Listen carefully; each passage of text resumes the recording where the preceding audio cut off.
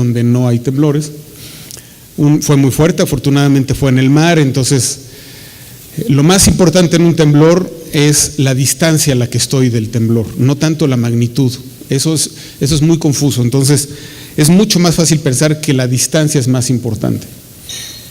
Aunque vemos casos como este, a 700 kilómetros del sismo de Chiapas hubo el colapso de estas vigas del puente. No es un puente porque estaba en construcción, las vigas no estaban sostenidas, no tenían su diafragma. Los que sean ingenieros sabrán que al final de estos elementos que se ven acá se cuela un diafragma o se hace de acero. No lo habían hecho, esperaron a que hubiera muchos segmentos y ocurrió el temblor. El puente está sobre el lago de Texcoco, grandes desplazamientos, etcétera, y hubo un colapso. 120 millones de pesos, alguien los tuvo que pagar, no estaban asegurados. Entonces, para aquellos que hacen seguros de obras en construcción, es muy importante tener en cuenta estas particularidades, ¿no? Otro dato de infraestructura que a mí me llegó por las redes sociales, nunca lo vi ni siquiera en un periódico, no lo he visto en congresos, es el túnel sumergido que atraviesa el río Coatzacoalcos, que va de Coatzacoalcos a Allende. Es una obra de ingeniería civil impresionante, es la única en América Latina en su tipo. Es tecnología holandesa que consiste en colar 100 metros de túneles. Es un campo de fútbol, son 5 segmentos, luego se tapan, se llevan, se hunden, se pegan por abajo y ahí quedó. Hubo un pequeño daño aquí, como pueden ver, en la unión de los segmentos. Nada grave, pero bueno, es algo que también hay que tener en cuenta. Son obras que avisan, que son vulnerables, etcétera. En el caso de Chiapas, bueno, tenemos el caso del adobe, ¿no? Que siempre se va a tener colapso, siempre se va a caer el adobe en los temblores intensos. El problema es que hacía mucho que no temblaba en esta zona, entonces por eso el Palacio Municipal se cayó. Qué bueno que fue de noche, desgraciadamente murió el vigilante, pero imagínense esto de día, ¿no? En México hemos sido muy afortunados en la hora en la que ocurren los sismos. De hecho, el último sismo, el del 19 de septiembre, el último grande, sabemos que los daños que más causó fue en vivienda. La gente no estaba en sus casas en general, ¿no? Había muchas trabajadoras domésticas, por eso fue un sismo que mató muchas mujeres, muchas más mujeres que hombres, porque estaban trabajando en su casa, las amas de casa estaban ahí. Monumentos históricos, vemos que esto pasa siempre en el país, ¿no? En Oaxaca, en Chiapas, en Guerrero, en todos lados pasa, en Puebla cada rato. Y los monumentos siguen así, Ojalá haya alguien aquí que nos explique cómo está la póliza de seguros, o cómo está la situación con el INAH, porque parece que es muy complejo la reconstrucción, no tanto que sea cara y que no haya dinero, sino que es muy compleja. Entonces también hay que ver maneras de hacer estas reconstrucciones más rápidas. El caso de una escuela, y que bueno que fue de noche, y aquí vemos el defecto estructural del que vamos a hablar bastante, que ya les llamamos patologías, para que quede claro que son cosas que están mal. Aquí, antes de que ocurriera el temblor, vemos que hay una junta aquí de 2 edificios de distinto tamaño. Cuando esa junta es en un lugar, cuando no ocurre en la losa, sino en algún lugar de la columna, la rompe la columna, y eso fue lo que pasó aquí. Saberlo de antemano no es tan fácil. O sea, viendo esto de antemano no podemos asegurar que se va a caer en un terremoto, pero bueno, ahí está la información. Un tema del que vamos a hablar mucho, que los sistemas que hemos construido no lo tenía tan explícito, estamos trabajando en eso, es el caso de la planta baja débil. La planta baja débil consiste en que yo tengo muros arriba, tengo un edificio muy resistente, muy rígido, lo vamos a ver varias veces con dibujos, etcétera. Y abajo meto estacionamientos, quito muros, inclusive quito columnas, o construyo con pocas columnas, con pocos muros, y dejo la planta baja muy débil. Esto es malísimo, como vamos a ver. Este es el único colapso de un edificio importante en el sismo de Chiapas. Tenía un problema de planta baja débil, afortunadamente nadie murió. Es un hotel que por atrás tenía la entrada del estacionamiento, entonces vean cómo colapsó hacia atrás. Aquí, fíjense bien, pero era un edificio que tenía un piso más, la planta baja débil ya no es, ya está ahí toda en cascajo. Parecería que es México, pero no, es Turquía. En realidad es un problema mundial, es un problema que está dando en varios lados. Este es un hotel en Italia, antes del sismo del Áquila, miren lo que le pasó. Y esta es una caricatura americana, y que dice abajo, que dice, ni siquiera no convoques a Superman, si construyes mal, vas a tener problemas. Planta baja débil otra vez, ¿no? Ahora veamos, entremos al sismo de Morelos, Puebla, etcétera, un sismo que afectó a varios estados de manera muy intensa. Aquí la cruz es la estación acelerométrica en Ciudad Universitaria, en el sur de la ciudad, en terreno firme. Entonces, aquí lo que vemos desde 1964, que es cuando se instaló esta estación, es la intensidad máxima en la estación de todos estos sismos. Hay años en que ocurrieron 3, 4 temblores. Esta es una información bastante rica, bastante importante y en pocos lugares hay tan buena información.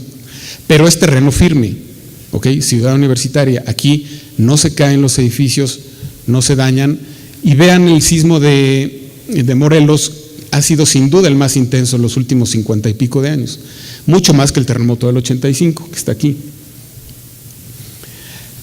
Fue muy fuerte en terreno firme. Hubo algunos daños, inclusive hubo gente aquí, al menos no están, en mi casa tuvo grietas, yo vivo en terreno firme. Hubo gente que tuvo daños, que se peleó con la compañía de seguros, gente del sector, ¿no?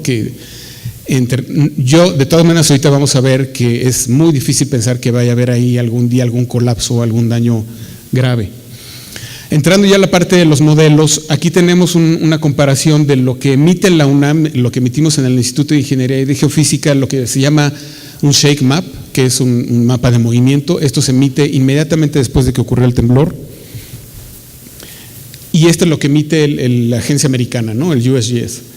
Y este es el mapa de intensidad que tenemos en el sistema, que más se parece a estos dos. Pero vean que ya desde aquí los modelos no pueden ser perfectos, los modelos no pueden reproducir exactamente lo que pasó en la realidad. Y ya entonces traemos ahí una pequeña diferencia, pero hubo quien decía que este era un temblor atípico y un temblor muy raro. No, la verdad es que está en el sistema, es el evento 9719, ¿no? Y como hay otros muy parecidos que se ocurren aquí y allá y de distintas magnitudes. El reglamento de construcciones contiene este tipo de eventos también. No hubo ninguna sorpresa. No es el gran sismo que esperábamos, Horst, que tú vas a hablar del gran sismo que esperamos, a lo mejor. Y tampoco esperamos también sorpresas, que pues igual no sabemos que hay sismos que ocurran y que puedan ocurrir, pero sin duda este no es uno de ellos. Algunas comparaciones muy técnicas, me quiero ir más o menos rápido. Estos triangulitos son estaciones acelerométricas que tenemos en el país y que registraron el temblor. Están relativamente lejos, no están en la zona de más intensidad, y lo que ven aquí es la comparación de lo que tiene el modelo en línea amarilla y lo que se midió en el aparato. Entonces, si bien hay unas que no están muy bien, la mayoría sí logramos reproducir lo que es el temblor, cómo se sintió el temblor en ese sitio donde están los acelerómetros, ¿no? ¿Por qué en algunos lugares no? Es un tema que tenemos que investigar, porque puede ser que en ese lugar hay efectos de sitio que no sabemos y los sismos tienen muchos fenómenos que no podemos modelar, tienen fenómenos de directividad, de caída de esfuerzos. Nosotros solamente modelamos el lugar en donde ocurre, la magnitud y cómo se atenúa, pero lo atenuamos parejo para todos lados. No podemos hacer modelos que consideren todas esas variables, no los podríamos correr en las computadoras, serían lentísimos. Si nos vamos a Puebla, en Puebla tenemos nosotros en el sistema efectos de sitio, pero Puebla no es tan sencillo como la Ciudad de México, en el sentido de que es más predecible, porque ahí están revueltos depósitos aluviales con erupciones volcánicas, pero de todas maneras vean que en algunos lugares sí logramos razonablemente reproducir lo que es la intensidad. Esto no es el riesgo, no son las pérdidas, es solamente la intensidad. Esto no incide tan directamente en las pérdidas, hay un proceso de cálculo. Entonces, estas diferencias que aquí pueden ser muy importantes, estas ya no son tan importantes, ¿no? A la hora de estimar las pérdidas. Pero bueno, son temas que seguimos investigando y que muy probablemente nunca sepamos bien por qué son esas diferencias. El suelo es algo mucho más complejo que las estructuras y hay muchos factores de incertidumbre en el comportamiento de los suelos. Entrando a la Ciudad de México, lo que ven aquí son sitios de terreno firme, inclusive algunos por acá donde estamos ahora, ¿no? Nos gusta hacer la convención en lugares de terreno firme, no nos vamos a ir a la zona del lago a arriesgarnos a que haya un temblor. Entonces vean que esta Ciudad Universitaria, Es imposible predecir todos esos picos que se ven ahí. Entonces, lo que podemos predecir son líneas más suaves, pero vean que razonablemente se estima bien. Y estos son los peores sitios en la zona del lago. Estos son sitios en donde tenemos que ver qué está pasando, aunque en este sismo sí hubo algunos efectos un poco extraños dentro del lago, que no vamos a entrar al detalle, pero que estamos investigando, ¿no? Algunas amplificaciones un poco raras, sobre todo en esta zona de aquí, en la zona de Coyoacán. Estamos viendo qué está pasando, pero en general lo que estimamos, lo que sabemos de la Ciudad de México es bastante estable y se repite en los temblores. Aquí les voy a mostrar si se cumplió o no el reglamento. Todos estos son los triangulitos, son estaciones acelerométricas. Aquí están todas: terreno firme, zona del lago. Nosotros estamos ahora por acá, en terreno firme.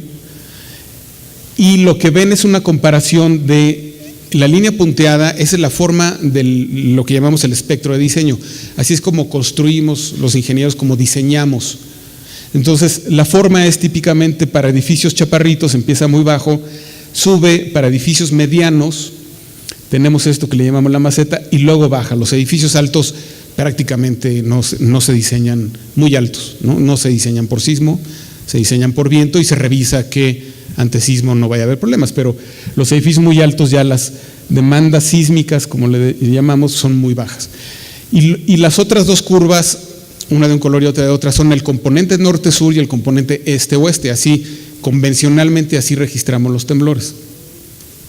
Y lo que pueden ver en algunos lugares es que uno de los dos componentes sí rebasó el reglamento de construcciones en 2, 3 estaciones máximos. Pero fíjense también en esta, por ejemplo, el otro componente está muy por debajo del reglamento y siempre se ha hecho así en todo el mundo, que se hace un promedio de los dos para generar el reglamento. Entonces, a la hora de sacar el promedio, ninguno estuvo arriba del reglamento. Existe la creencia de que el reglamento se modificó a partir del temblor, porque se publicó en diciembre. Un reglamento toma 3 años en hacerse. El 19 de septiembre del año pasado, el 18 de septiembre se le entregó al jefe de gobierno la nueva versión del reglamento. Al día siguiente le iba a promulgar y ocurrió el temblor. Lo único que pasó es que ese reglamento lo revisamos, que realmente hubiera estado bien, y no se le cambió nada. Entonces, y es muy parecido al reglamento que traíamos anteriormente. Entonces, no hay ningún cambio en la reglamentación, aunque hay una nueva versión de reglamento, pero no es lo mismo, no hubo cambios en la parte de sismos. Este es un mapa ya georreferenciado de todos los daños. Como pueden ver aquí, son miles de daños, más de 15,000 daños solo en la Ciudad de México, y nosotros hemos logrado ya meter a la base de datos un poco más que esto, como 7,000 estructuras, me parece. Y cada uno de estos puntos, ustedes lo pueden ver en las computadoras allá afuera, representa un edificio en donde hacen el acercamiento. Van a ver qué edificio es, algunas de sus características estructurales, en dónde estaba, etcétera, ¿no? Que no solo están invitados a verlo, sino cualquier comentario que tengan de algo que haya que corregir o algo que haya que mejorar, por favor, háganoslo saber. La idea de esto es que sea una base de datos pública, abierta, y que nos sirva para al menos ir documentando en dónde están los daños y qué es lo que va pasando. Como ven aquí, es una gran intensidad en Morelos, y en la Ciudad de México solamente algunos puntos fueron igual de intensos aquí, pero aquí lo que estamos viendo es cómo se movió el suelo. Si hubiéramos estado en el suelo, así es como lo hubiéramos sentido, pero en la Ciudad de México los edificios se mueven de manera mucho más intensa. Entonces, esto es el visualizador. Ya tenemos casi todos los edificios de estos 4 sismos que están ahí. Ustedes se pueden meter, lo pueden ver y hacer sus comentarios. Y si hacemos acercamientos, si hacemos clic, por ejemplo, aquí en el Hotel Regis, nos aparece cómo era antes del temblor, qué es lo que le pasó y qué es lo que hay ahora, ¿no? Ahora, bueno, la semana pasada estuve ahí. El Parque de la Solidaridad ya es un mercado ambulante. Entonces ya lo que deberíamos poner en la foto de un mercado, porque ya está completamente invadido por comerciantes. Pero es bastante útil. De hecho, algunos de mis colaboradores jóvenes dicen: yo no sabía que ahí se había caído un edificio. Pues sí, ahí había edificios en distintos lugares, ¿no? También nos ha sorprendido ver que del 85, casi la tercera parte de los predios donde había edificios que colapsaron, no se ha construido nada. Es o estacionamiento o un parque. Entonces los temblores van dejando huella, aunque aquí seguimos construyendo y construyendo. Y no vamos a dejar de vivir aquí, ¿no? Miren, este mapa es de la Ciudad de México. Aquí están todos los daños de esos 4 temblores que yo decía, los daños más importantes, colapsos y daños graves. Y lo que quiero mostrarles es que ninguno de estos casos está en terreno firme. Aquí está la delegación Iztapalapa. Vean cómo todos los daños están bordeando el terreno firme o en la zona del lago. Bueno, todos en la zona del lago. Ven aquí Coyoacán, todos en la... Eso no lo ve uno cuando está en la calle, ¿no? No se ve, pero la zona del lago está claramente ahí y los daños lo comprueban. No es ninguna novedad, esto se sabe desde los 40, ¿no? La zona de Xochimilco, vean aquí claramente a unos metros, ¿no?, del terreno firme, tenemos daños, inclusive hasta colapsos. Me voy a pasar muy rápido algunos de los daños a manera ilustrativa de qué fue lo que pasó y cuáles son los puntos que tenemos que poner atención. El doctor Barrón también va a hablar de esto, pero no con tanto detalle de la estructura, ¿no? Y obviamente todo esto, como lo vamos a ver, pues incide en los sistemas, porque tenemos que al menos revisar las funciones de vulnerabilidad y, si es necesario, hacer correcciones. Les vamos a mostrar algunas cosas que estamos haciendo.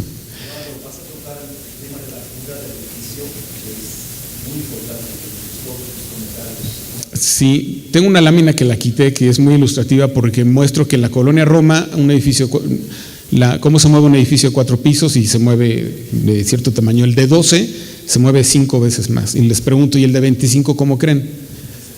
No, la quité porque no va a haber tiempo. Y todo el mundo dice, no, pues mucho más. Y el de 25 es menos que el de 4.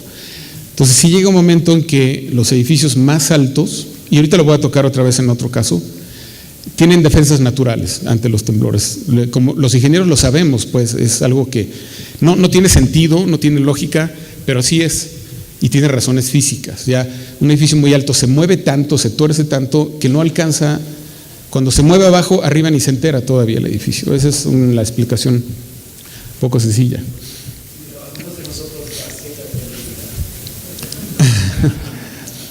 Claro. Sí, los edificios muy altos deben estar tranquilos ahí, ¿no?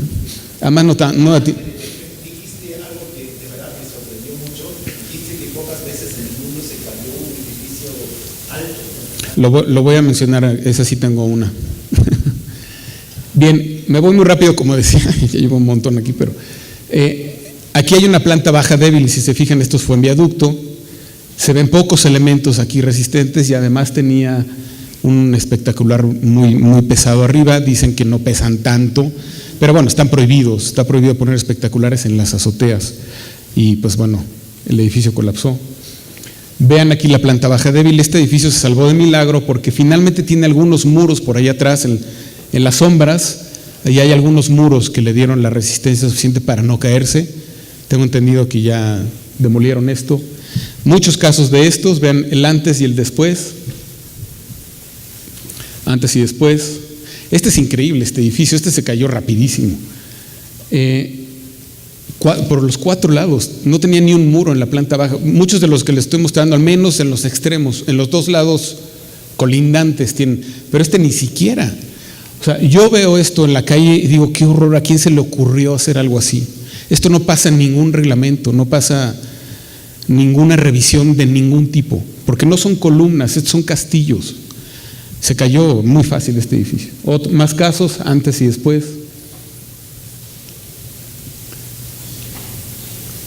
Esto es en Morelos, también allá construyen, bueno, también ya vimos que en Chiapas también, ¿no? Aquí murieron varios mecánicos que estaban ahí abajo en el taller. El colegio Rebsamen algo tenía de planta baja débil, tenía muy pocos elementos aquí para permitir la entrada de autos, etcétera. Y vean, me gusta mencionar este caso porque yo siempre he estado en contra de salir corriendo a los edificios. Cuando los de Protección Civil nos sacan, ya no lo están haciendo, si se fijan. Pero antes, el 19 de septiembre, salgamos del edificio, simulacro, vamos a salir. A ver, ¿por qué nos sacan? No, pues es que hay que salirse. Pero a ver, están asumiendo que el edificio se va a caer, entonces tenemos que salir corriendo. No, doctor, ¿cómo que no? Pues entonces no nos saquen. Miren, aquí tristemente lo que pasó, los niños estaban en estos salones y las mises que se murieron estaban en los salones. Por sacarlos corriendo se murieron. Entonces son cosas que hay que tener en mente. O sea, la gente que de Protección Civil tiene que tener presente todo esto. Se van a caer poquísimos edificios en el porcentaje del universo. Es mejor correrse el riesgo de estar en el edificio a que la gente se muera en las escaleras aplastada y con otros problemas. Siempre hemos dicho que las casas de 2, 3 pisos en México son muy buenas, pero si las hago tan mal, con planta baja débil, que hay un comercio muy grande, no hay columnas ni traves, los muros de arriba no coinciden con los de abajo, una cosa espantosa. Esto es en División del Norte, pues, no se cayó, pero tuvo muchos daños y ya se demolió. Esto construido en el 2016 realmente es una pena, ¿no? Se construyó con un sistema estructural que le llamamos de losa plana. Vamos a ver algunos ejemplos que creíamos que ya nadie lo hacía. El reglamento no prohíbe cosas así como de receta, ¿no? O sea, en el reglamento va a decir, y prohibido construir con losa plana, no lo va a decir. Y prohibido construir con tal número de pisos. Bueno, eso sí lo dice, pero no por la parte de ingeniería, sino por la parte urbana, ¿no? Si hay límites de ese tipo. Los límites de sísmicos, digamos, está en los desplazamientos, en las distorsiones, en cosas que a veces, bueno, un DRO no sabe, a menos que sea un ingeniero estructural especializado. Muchos ingenieros civiles normales no lo saben. Entonces yo puedo estar construyendo cosas muy mal si no soy experto en el tema, ¿no? Y bueno, no sé si alguno conozca el reglamento, pero para hacer un edificio como este no necesito a un ingeniero estructural. El DRO se echa todo el paquete y él lo construye. Entonces, sí, en muchos de los edificios que estamos construyendo no hay un ingeniero estructural capacitado, que entiende, etcétera. Tiene que ser en un edificio muy importante para que haya un ingeniero. En este caso es una escuela en Morelos. Cuando vemos esta grieta decimos, a ver, como pues aquí hay algo raro, como que una grieta que atraviesa una columna, ¿no?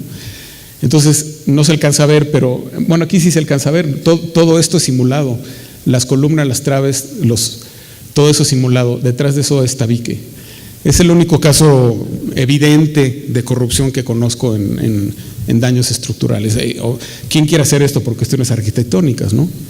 Aquí dijeron, ahí están las columnas. Pues no estaban. Y el sismo se encargó de hacernos ver que no estaban. Aquí, siempre que la pongo, yo sigo buscando los estribos de estas columnas o los anillos, ¿no? A veces algunos entienden mejor como anillos. Pero estamos hablando de la línea 12 del metro. ¿Dónde están los estribos? No están. Entonces tuvo daños, la línea se volvió a detener, etcétera. No sé si estos daños estaban asegurados y quién los pagó, pero edificios de los 50 construidos. En los 50 el conocimiento sísmico era muy bajo, muy bajo. Sabíamos, nuestros profesores, los ingenieros que nos antecedieron, sabíamos muy poco. Entonces se construía con muchos muros. Esa era la manera de hacer edificios resistentes. Es como los edificios coloniales, como los hacían con unos murotes de 1 metro de ancho, ¿no? Y en los 50 estaban llenos de muros. Pero ¿qué pasa si yo le quito los muros para ampliar los cuartos, ¿no? Pues le quito toda la resistencia sísmica. Eso fue lo que pasó en este edificio. Este edificio le quitaron muros y por eso se cayó. Es todo un tema, porque hay muchísimos, como ven aquí, hay muchísimas alteraciones de edificios que hoy están en la ciudad, como estas ventanas. Todo esto son alteraciones de la resistencia sísmica y estructural. Imagínense si esto se ve a la calle y nadie hace nada. Imagínense por dentro cómo estará eso, ¿no? Vean estas ventanas, cada vez las hacen más grandes, ¿no? Pues digo, qué bonito que esté ventilado. Pero a ver, tienes un muro que el ingeniero lo pensó como un muro resistente a sismos. Si le haces huecos, le estás quitando la resistencia. Esto es todo un tema para ver con el doctor Berrón que viene al rato, ¿no? Bueno, él lo sabe, ¿no? Y es un tema que hay que revisar. Edificios altos. Este edificio es la Torre Pino Suárez que se cayó en el 85. Tristemente tenemos el récord del edificio más alto que se ha caído en un terremoto, 22 pisos. En el terremoto del 85 se aprendieron muchas cosas. Nunca nadie se imaginó que pudieran ser tan intensos los sismos en la ciudad ante un sismo generado a 200 kilómetros. Entonces, bueno, se aprendió mucho. Esto difícilmente vuelve a pasar. Finalmente, 22 pisos no es alto, pero no es tan alto como las torres. Y también hay un tema en la Ciudad de México, es un tema único, que es el daño acumulado, porque tenemos aquí temblores a cada rato, ¿no? Cada 2, 3 años hay temblores intensos, cada 5 días hay temblores fuertes y cada 30 hay terremotos muy importantes. Entonces, la pregunta es, ¿los edificios van acumulando daño? Y la respuesta evidente es sí, van acumulando daño. Aquí lo vemos, este edificio construido en los 70s tuvo aquí un daño acumulado del sismo del 73, luego del 76, luego del 79 y ya vino el del 85. Entonces, es posible que este edificio se haya ido dañando y acumulando daño a lo largo de estos temblores. Fachadas, aquí ven, este edificio escupió un pedazo de su fachada a varios metros y cayó en el coche. Me pregunto si alguien paga esos daños. Bueno, el del coche supongo que sí, ¿no? El seguro del coche. Pero ¿es una responsabilidad del edificio eso? Pues no sé, yo creo que sí, ¿no?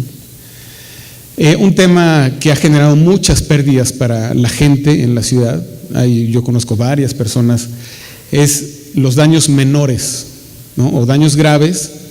Bueno, primero daños menores, en donde esto se ve muy aparatoso, ¿no? Vean aquí aquí todo caído, revestimientos tirados, etcétera. Nosotros como ingenieros vemos eso y decimos, híjole, qué pena, pero pues, métete, barre todo, contrata un albañil, resana y la vida sigue, ¿no? Pero no hicimos bien las cosas como ciudad, y la gente que vivía en este tipo de edificios no pudo regresar a los edificios por semanas, meses, y había un vacío enorme. Esas pérdidas son muy grandes para la gente, ¿no?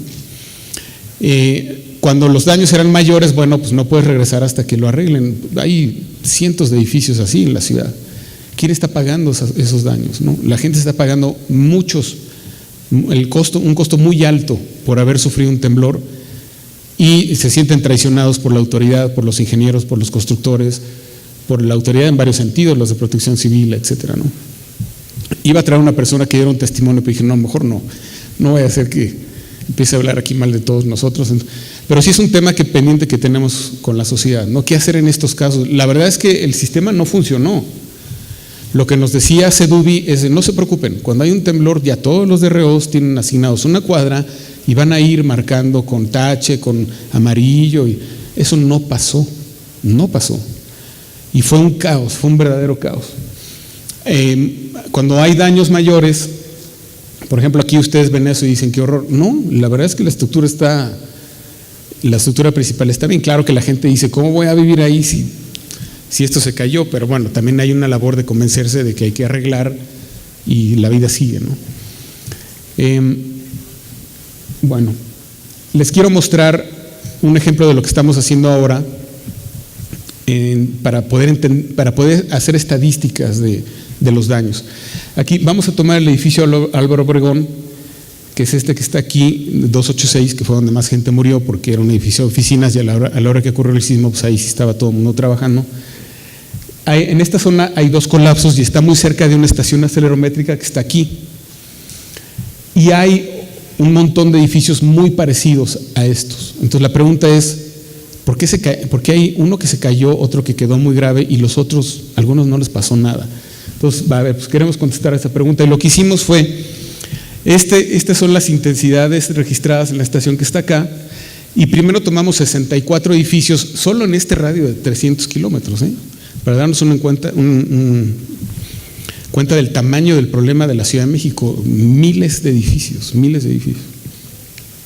Y lo que tenemos aquí es la intensidad del temblor que está aquí en estas líneas verdes, y el daño acá. El daño va desde daño total, son 2 edificios con daño total, daño severo hay 6, daño moderado 11, y todos los demás no tienen daño. Entonces, ¿por qué, si son del mismo número de pisos, están en la misma zona? Pero entonces empezamos a ver, el daño promedio es este que está aquí. Si tomamos los 64, ese es el daño promedio. El único punto que conocemos es este cuadrito. Esta línea pues es una estimación de lo que creemos que puede pasar para intensidades menores o mayores. Eso es lo que tenemos en los sistemas como funciones de vulnerabilidad. Pero el único punto es para este temblor. Tenemos otro punto para el terremoto del 85 y muchos puntos aquí abajo para temblores poco intensos. Y vean, estas curvas son de los distintos sistemas. Marcos de acero es el mejor, y así sucesivamente hasta que llegamos al sistema de losas planas. O sea, resulta que de los 64, el sistema de losas planas es en promedio el peor de los sistemas. Eso ya lo sabíamos, pero aquí está una muestra clara de que así es, ¿no? Aquí hay una estadística de esta zona de la ciudad, es válida solo para esta zona de la ciudad, porque en otra zona ya tengo otro comportamiento diferente, ¿no? Entonces realmente es una labor titánica esto que estamos haciendo. Ahora, solamente vamos a tomar 17 edificios de losa plana, o sea, de todos estos, solamente 17 de losa plana, los 2 que tuvieron daño total ahí están, 3 tuvieron daño severo, 4 daño moderado y 8 sin daño. Entonces no es una maldición ser de losa plana, ¿no? Y lo que vamos a ver ahora es, bueno, primero, este es el daño promedio y la línea oscura es lo que tiene el sistema que usan las compañías de seguros. Entonces, como ven, al menos para esta zona, el sistema se parece bastante al daño promedio que medimos con 17 edificios. Entonces, bueno, diríamos, pues es una muestra de que no está tan mal, ¿no? Pero ahora vamos a compararlo con lo que llamamos patologías. Ahorita Luis les va a hablar de lo que son las patologías. Y vemos que los 2 con daño severo, uno tenía 4 patologías y otro tenía una patología. Y así sucesivamente. Y vemos que los que no tuvieron daños, casi todos tenían 0 patologías, cuando mucho una patología. Entonces vemos aquí el promedio sin patologías de losa plana, es un promedio bastante bajo, la pérdida para este temblor es muy baja. Si tienen 1 o 2 patologías, vean cómo aumenta el valor promedio de la pérdida. Si tiene 3, aumenta muchísimo, y si tiene 4 patologías, es casi pérdida total. Entonces, en realidad lo que nos está dañando y tirando los edificios no es tanto el sistema, sino las patologías, las cosas que tienen mal y que mucho, bueno, no quiero decir lo que Luis va a decir. Entonces, Luis va a hablar, pásale Luis, por favor.